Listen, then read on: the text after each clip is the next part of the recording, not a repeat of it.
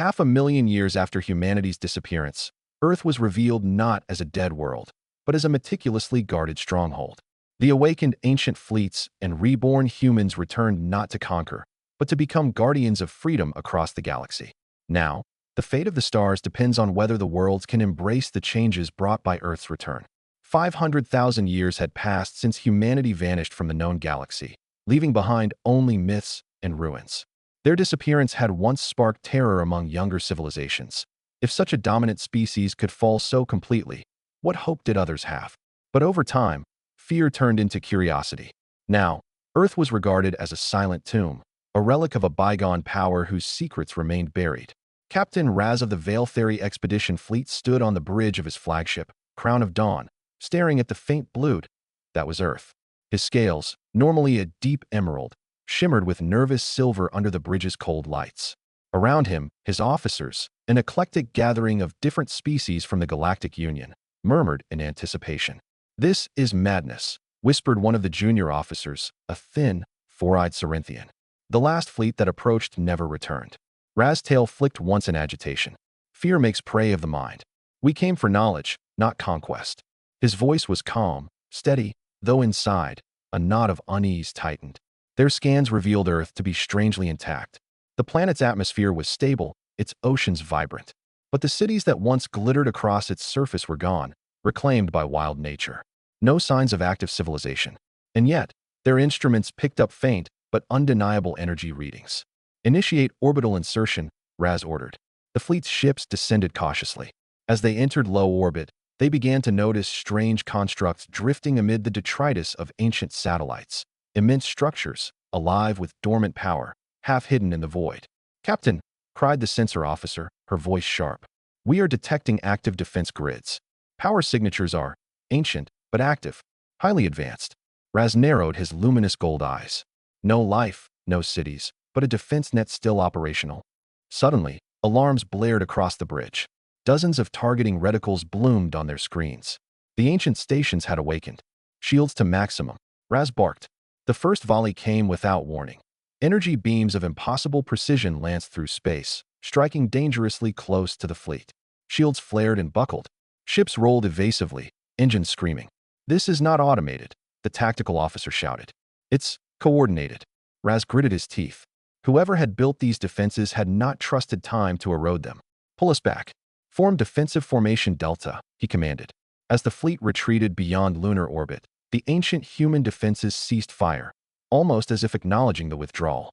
Breathless silence filled the bridge. Raz's heart pounded in his chest. "Send a probe," he said quietly. "We must know what sleeps beneath that soil." They had come seeking ruins.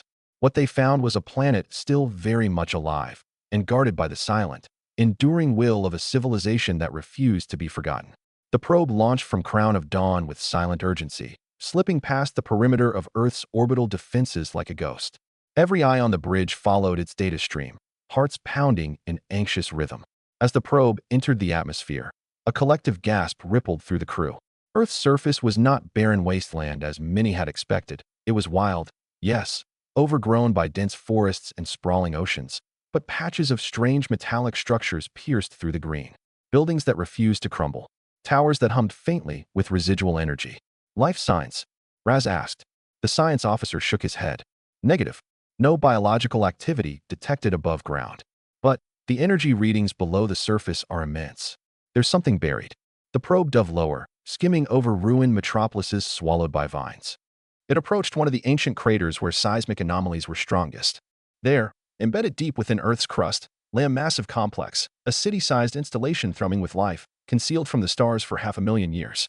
Before they could get a closer look, the probe's feed distorted. A signal, impossibly strong and ancient, pulsed through the comms. "Identify."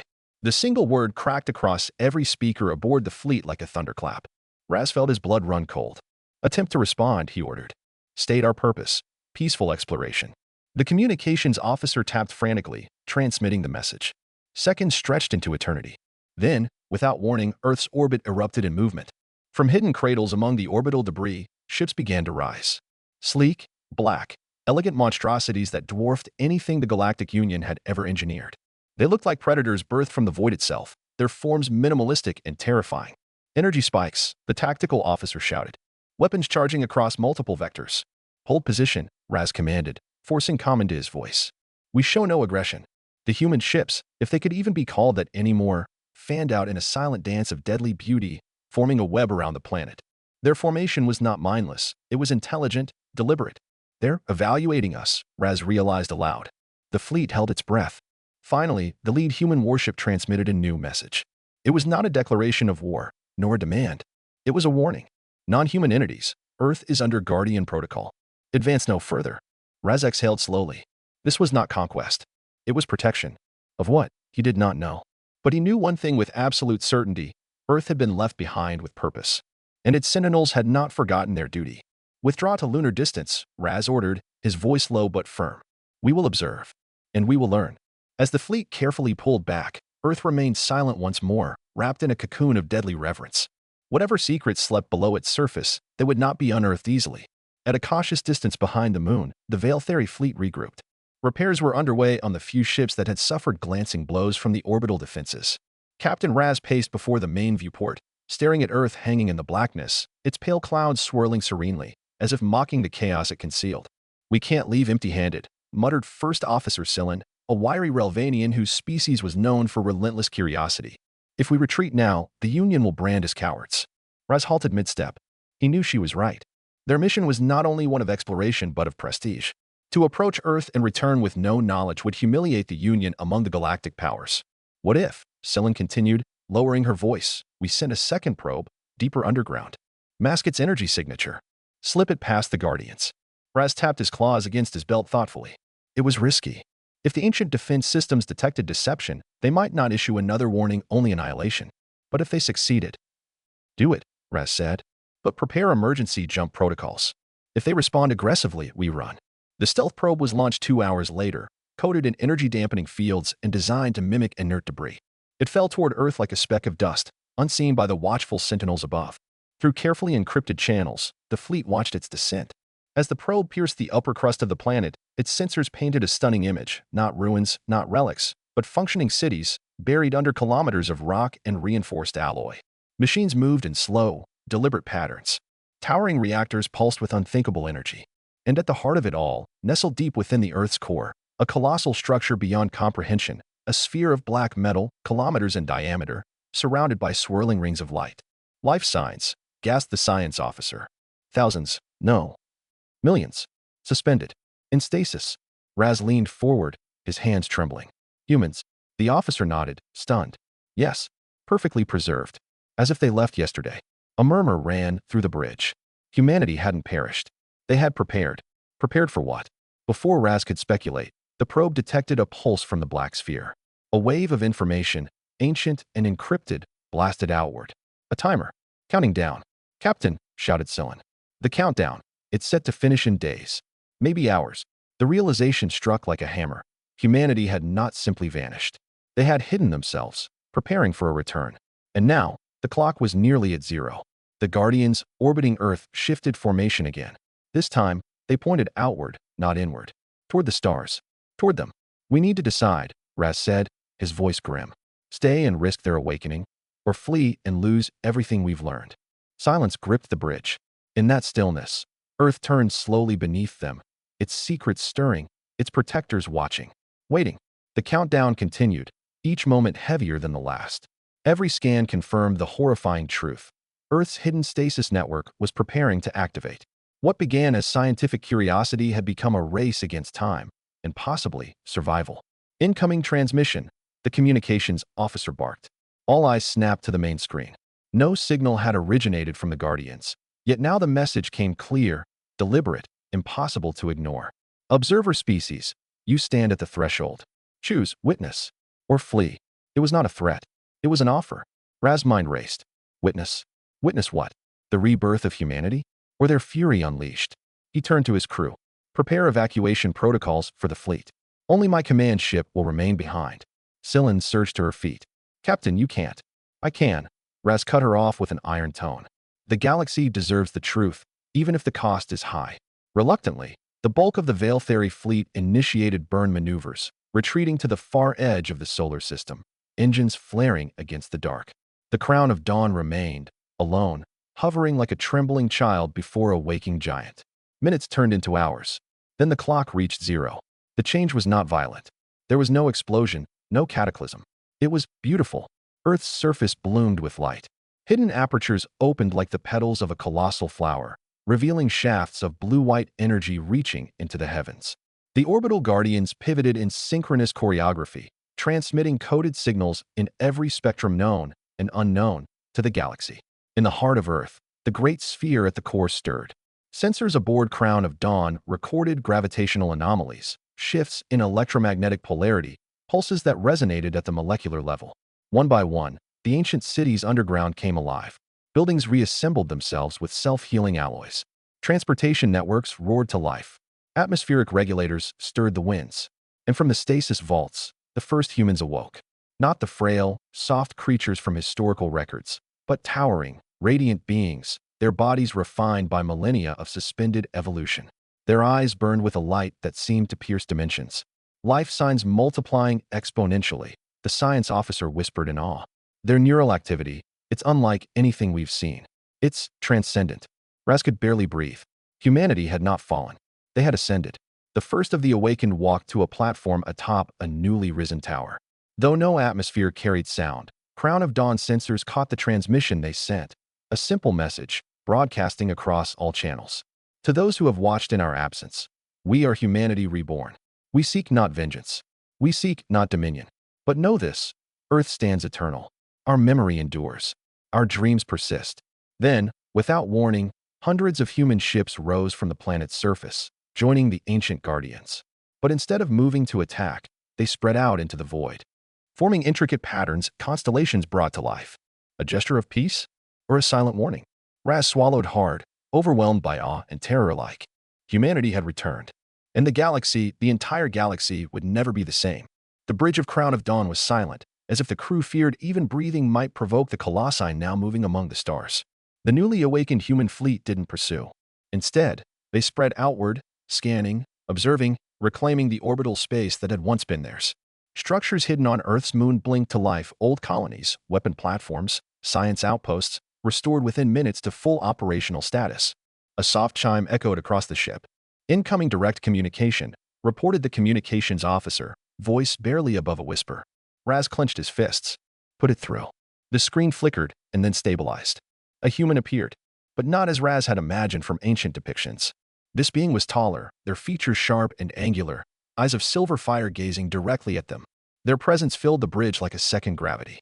I am Itera, the being said, voice resonating not just through sound but through thought, layered and powerful. Envoy of Earth's guardianship. Raz bowed slightly, instinct overpowering formality. Captain Raz of the Veilthera Union. We seek only understanding. Itera inclined their head. You have shown restraint. You have shown patience. These are marks of wisdom. Behind Itera, Earth glowed, wrapped in luminous lattices of energy. You wish to know why we slept? Itera continued, voice gentle but implacable. Why we hid ourselves while the stars turned above us. Raz nodded once, unable to speak. Itera's gaze turned inward, as if recalling echoes from a distant past. Humanity faced a choice. Our reach had grown vast. Our power, unmatched. We stood at the precipice of becoming tyrants to the stars. So we chose instead, silence. We chose to dream, to prepare, not for conquest, but for rebirth. Raz exhaled slowly. No species in history had ever wielded such strength and willingly stepped back. We slept, Itera said, until the galaxy was ready, until diversity had flourished, until new voices, new songs filled the void. The envoy's silver eyes pierced through Raz. And now, we awaken, not as conquerors, not as saviors, but as stewards. Hope, fear, wonder. They warred within Raz's heart. What will you do? He asked, his voice cracking. Itera smiled, a gesture both alien and profoundly human. We will explore. We will learn. We will defend those who cannot defend themselves. And we will remind the stars of their infinite potential. A wave of data accompanied the transmission, designs for energy harmonizers, medical advances, agricultural miracles. Gifts. But there was a final note, solemn and undeniable. Those who seek dominion, Itera said, will find Earth's hand heavy. Those who cherish freedom will find Earth's hand open. The transmission ended. Raz stood frozen for long seconds. Around him, the crew absorbed the enormity of what had just happened. Humanity, the ancient giants, had returned not with chains, but with open hands. And yet, the promise of their strength loomed as clear as the sun. Earth had awakened. and the galaxy's future would pivot around that fact. Within days, the shockwaves of Earth's awakening rippled across the galaxy. Worlds that had grown complacent under stagnant rule scrambled to understand what this rebirth meant. Empires built on brittle hierarchies convened emergency councils. Pirate enclaves vanished into the black, their leaders unwilling to risk the attention of the ancient architects. Research collectives, long obsessed with humanity's myths, now found their dreams made real and terrifying. The Galactic Union, once the undisputed center of interstellar governance, fractured. Some member worlds urged immediate alliance with the returned humans, others demanded military escalation, seeing Earth's return as an existential threat. Captain Raz and Crown of Dawn became the galaxy's most sought-after witnesses. At Union High Command, under the great crystal domes of Alexer Prime, Raz stood before a seething council of hundreds of delegates, each representing thousands of worlds. Their demands were cacophonic. "Tell us," bellowed an Arxian lord, his voice a rolling thunder. "What do they want? Are they preparing for war?" shrieked a Zalari senator, antennae quivering. "Do they intend to claim old colonies?" others cried. Raz, still haunted by Idara's calm, steady gaze, raised his voice above the chaos. "They seek neither conquest nor war," he said. "They have returned as stewards, as defenders, but they have made one truth clear. Those who threaten freedom will not be spared." Murmurs surged like a tidal wave through the council. Across the galaxy, signs of Earth's growing influence became impossible to ignore. Human starships, once silent, now filled the void with radiant pathways, corridors of stabilized wormholes connecting distant systems in days instead of years. Planets long abandoned due to hostile conditions found their climates restored by atmospheric terraforming units, gifted freely by human envoys. Fleets of ancient human warships patrolled neutral zones where piracy had once flourished. Not conquering, not dictating, simply watching, like gods in the darkness, answering violence with swift and terrible precision when necessary. But they did not seek to lead. Instead, they invited. Small delegations arrived on planets throughout the galaxy, humans walking among alien streets for the first time in 500,000 years. They listened. They learned languages. They healed wounds, both political and physical. And through it all, a message echoed across the stars. Grow stronger. Dream greater. Stand together. The future belongs to those who dare to believe in more. For some, Earth's return was salvation. For others, it was a reminder that power and used was not weakness, it was choice. And for a few, those who clung to tyranny and greed, it was a harbinger of their end. From the bridge of Crown of Dawn, now permanently stationed within Earth's expanding network of allied worlds, Captain Raz watched as a new chapter of galactic history unfolded before him. He turned to Scylla, who stood quietly at his side, eyes wide with wonder. "Do you understand now why they waited?" he asked. She nodded slowly. "They weren't just preserving themselves," she whispered. "They were preserving hope." Above them, Earth hung in the vastness, no longer a silent tomb, but a beacon. The stars beyond seemed to shimmer, as if awakening too. Humanity had returned, not to rule the galaxy, but to teach it how to rise.